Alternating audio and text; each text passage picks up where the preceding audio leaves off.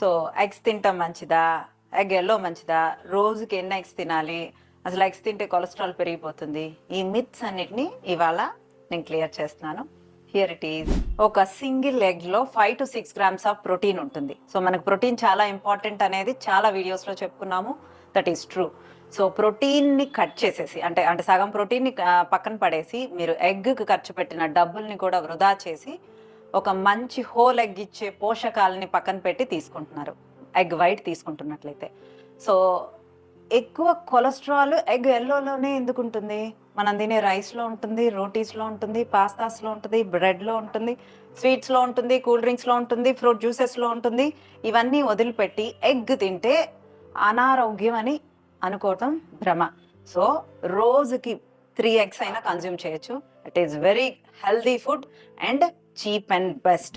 ఈ ఫుడ్స్ అన్నిటితో పాటు మనం నిద్రపోకపోవటం